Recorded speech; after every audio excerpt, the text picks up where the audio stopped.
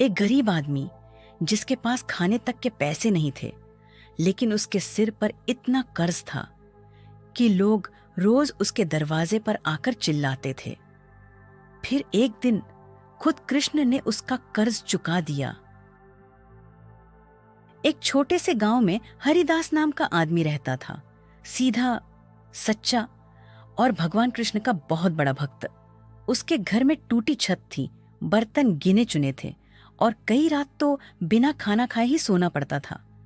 लेकिन चाहे कुछ भी हो, हर सुबह वो उठकर सबसे पहले कृष्ण का नाम लेता था। कुछ साल पहले बीमार पत्नी के इलाज के लिए उसने गांव के साहूकार से कर्ज लिया था, लेकिन किस्मत ने साथ नहीं दिया।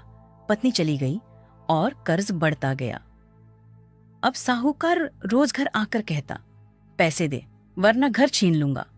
हरिदास चुपचाप सिर झुका लेता। उस रात हरिदास मंदिर गया। आंखों में आंसू थे, दिल में दर्द था। वो कृष्ण की मूर्ति के सामने बैठ गया और बोला, प्रभु, मैं हार गया हूं, अब मेरे पास कुछ नहीं बचा। अगर आप चाहो तो मेरी लाज रख लो। इतना कहकर वो वहीं रोते रोते सो गया। उसी रात गांव के साहूकार के दरवाजे पर दस्तक हुई। दरवाजा खोला तो सामने एक सुंदर सांवला युवक खड़ा था। पीले वस्त्र, चेहरे पर मुस्कान और हाथ में सोने की थैली। उसने कहा, हरिदास का पूरा कर्ज चुकाने आया हूं। साहूकार ने थैली खोली। अंदर चमकते हुए सोने के सिक्के थे। उसने जल्दी से गिनती की। राशि बिल्कुल उतनी ही थी जितना हरिदास पर कर्ज था। साहूकार ने ऊपर देखा, लेकिन वो युवक अचानक गायब हो चुका था।